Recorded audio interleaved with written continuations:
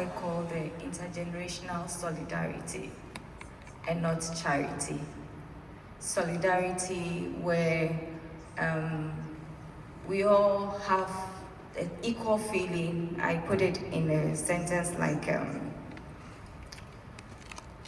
yes, where your gains, I feel that your gains are my gains.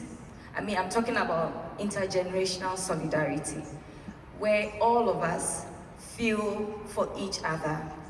Your fall is considered my fall. Your gain is considered my gain. If we understand it from this perspective, then of course, both the older generation and the younger generation would want to hold hands and move together. We're talking about being on the table of decision making. It is good, but it may not be enough if we don't have capacity and skills to engage at the table. So in as much as we are being given this opportunity, let me, in fact, thank the GEF on this quickly, that GEF has done so well. I think this is the first time I'm really seeing GEF bring the youth into this space.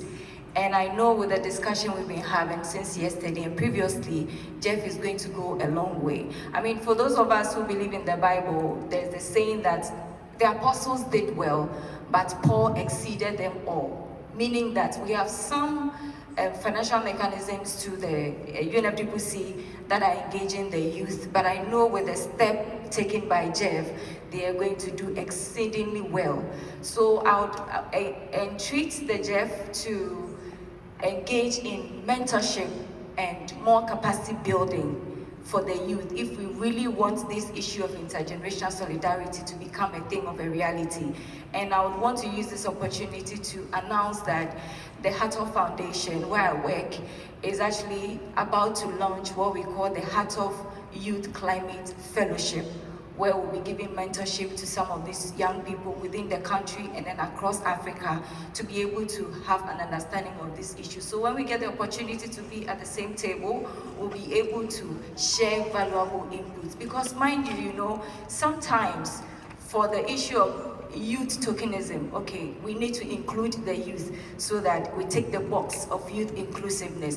But the issue is how influential has that youth on the table been in terms of making concrete input into the decision, and those decisions being seen, being materializing. So if we have the capacity and the skill, when we are at the same table, we will see those inputs really manifesting. So I would thank GEF and plead that we consider in every endeavor that we are, the issue of intergenerational solidarity should be something that should be driving all of us. And I will entreat the partners that are here and the donors that would also need support in doing some of this training or carrying out the training for the youth. Thank you. Thank you, Ms. Angela. I would have to say, lean into the uncertainty. Be uncomfortable or get comfortable with being uncomfortable. Youth are innovative and imaginative, and I think that scares the grown-ups a little bit. So lean into the uncomfortability and be comfortable with us challenging you, with challenging your worldview, because once we move past that, I think we can see real amazing change. Thank you. Thank you. Pues primero agradecer al GEF, ¿verdad?, por tomarnos en cuenta como jóvenes en este espacio, y quiero decirles que le apuesten más a la juventud, ¿verdad? Que sigamos trabajando, como decía acá mi compañera, que podamos unir esfuerzos, tanto ustedes como nosotros los jóvenes, que nosotros también soñamos y que este sueño se vuelve realidad. Entonces creo que sí se puede trabajar desde los pueblos, ¿verdad? Sí podemos nosotros poder trabajar, ejecutar proyectos, y estos fondos llegan desde nuestra comunidad y se invierte en la comunidad, ¿verdad? Entonces quiero motivarlos para que nosotros como jóvenes sigamos trabajando. Sé que hay muchos jóvenes aquí, ¿verdad? Y entonces les quiero decir que sigamos uniéndonos esfuerzo.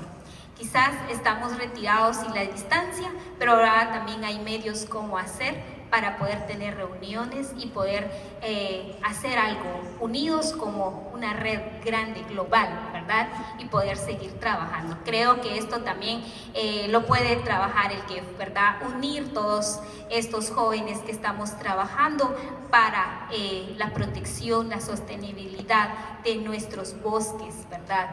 Y yo sé que vamos a hacer grandes esfuerzos y vamos a proteger todo el ambiente, toda la naturaleza que tenemos a nuestro alrededor. Gracias.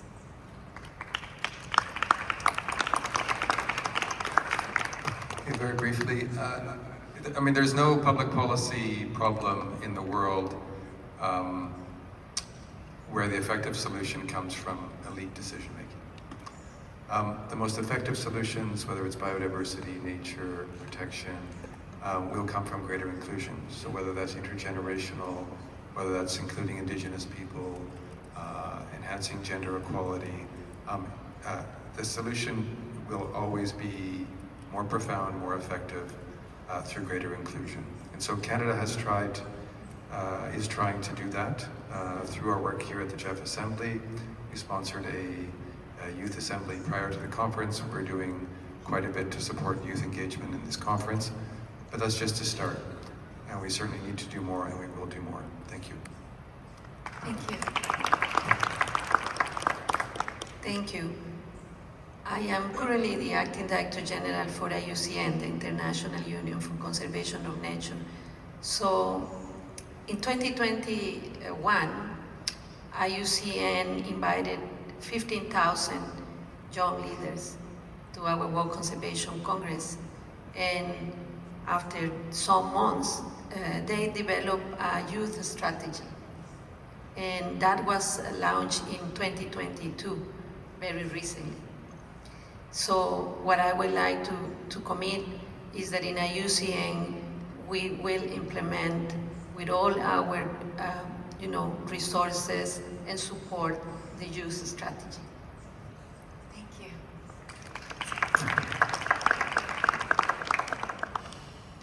So yesterday I listened to the discussion by the youth, the leadership. You were on the panel yesterday. And clearly for me, we have a common vision. We all want to achieve a sustainable, equitable, and just future.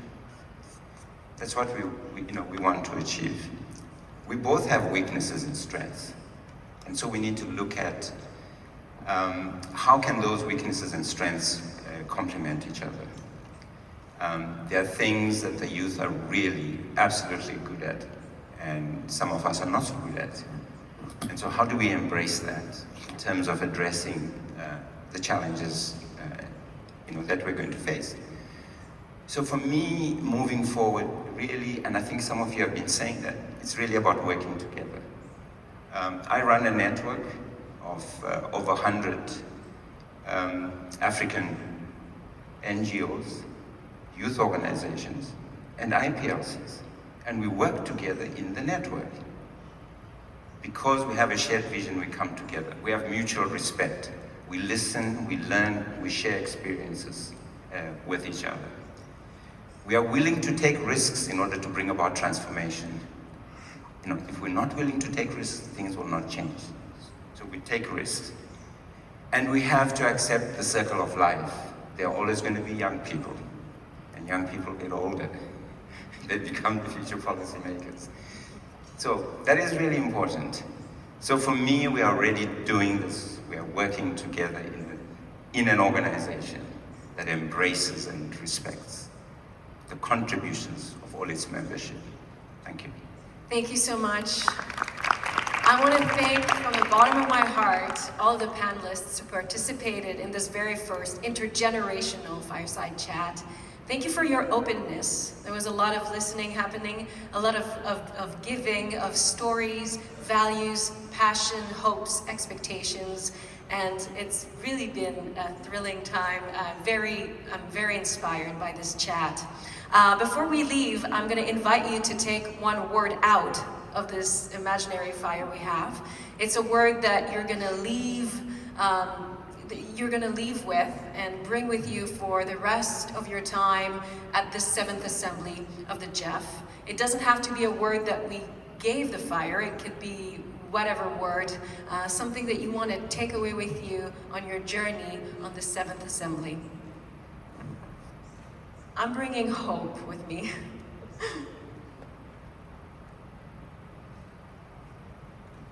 I'll take humility.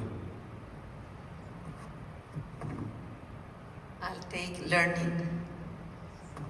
And I'll take listening. I'll take brave.